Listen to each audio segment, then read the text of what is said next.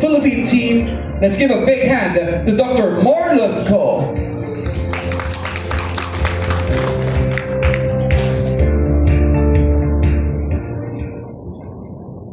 Thank you for the kind introduction, TJ. And I agree with Mary that hypertension is just a word and not a sentence.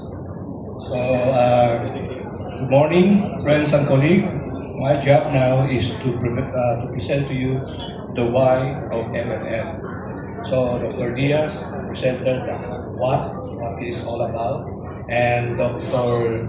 Balmores has presented to you the when it is celebrated and how it is done.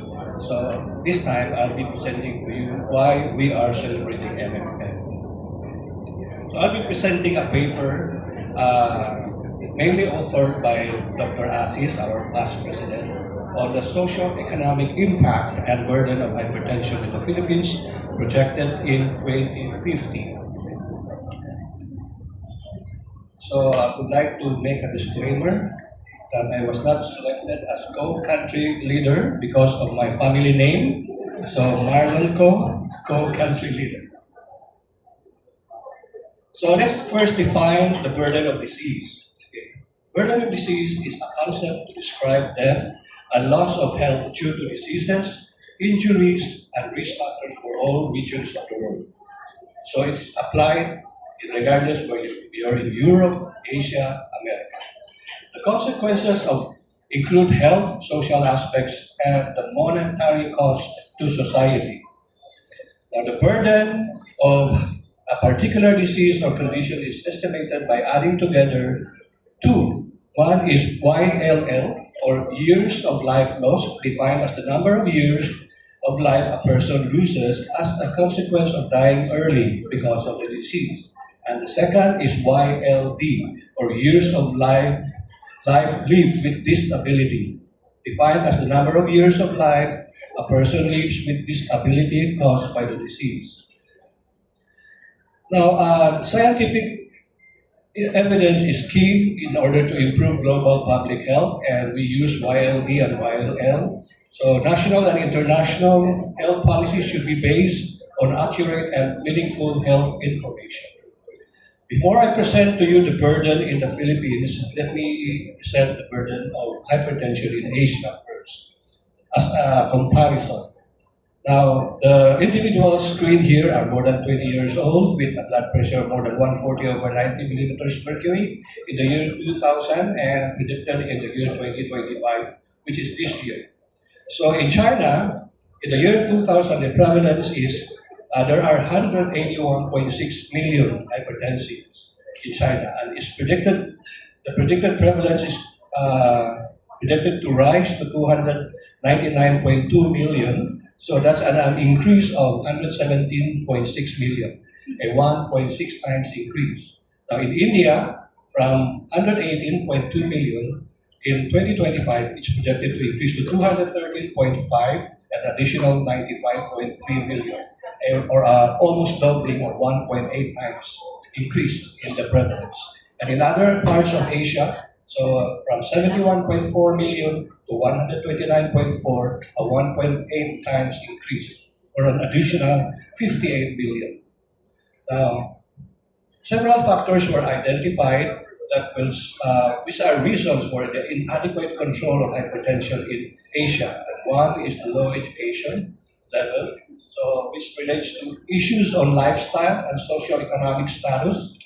And the other is in urban areas, rural areas, there are more hypertensive, rather. And this relates to issues on income and educational levels and current employment or unemployment. Now, what is most important is unawareness. Okay? Regardless of socio-economic status, regardless of where you're in Asia, America, Europe, unawareness is a big problem. And this is the main reason why we are celebrating MMM, main measurement month. So with this, by increasing awareness, we will be able to stimulate government health policies and programs that will help improve or reduce the prevalence of hypertension. Now, again, in Asia Pacific region, the cost of healthcare is measured in terms of both direct and indirect costs. The cost per capita in Asian countries ranges from $23 in Pakistan to as high as $1,775 in Taiwan. Now, about half of the cardiovascular burden is associated with the Asia Pacific regions. In South Asia alone, the total cost per capita of cardiovascular disease was $5,666 to $32,927. So now let me present to you the socio-economic impact and burden of disease of hypertension in the Philippines projected in 2050. And our main author is Dr. Mercado Asis. And with the board at the time in 2022, so we have Dr. Ona as president, Dr. Bonson as vice president, Dr. Villela as secretary, and Dr. Diaz as treasurer at the time, and board members like Dr. Malmores, yours truly, Dr. Mina, and some past presidents like Dr. Cabral, Morales, Aquino, Abelardo, Gomez, Atelano, Castillo, and Valdez. Now, the objective of this study is to determine the burden of disease of hypertension in the Philippines, looking at its demographics and project economic findings in 2050. So data gathering includes interviews. These are the primary data, labor force survey, and some secondary data coming from published governmental and non-governmental sources. And we also look at the monetary cost of illness, both direct and indirect costs. So let's look at the demographics. Okay? It includes interviews were done on 806 patients or respondents, and the age ranges from 20 years old to 60 and above, and mostly on the active workforce.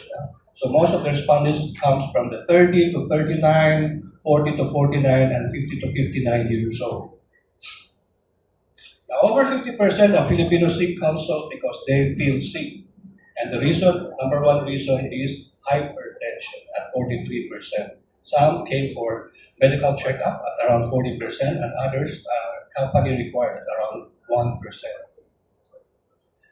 Now, of those respondents, most of them have hypertension for about 0 to 5 years and 6 to 10 years.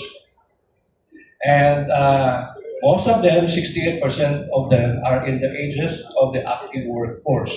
So that's from 20 to 29, 30 to 39, as well as 40 to 49 years old. Now, majority do not have comorbidities, but for those who have heart problems, stroke, and kidney problems are the top comorbid conditions.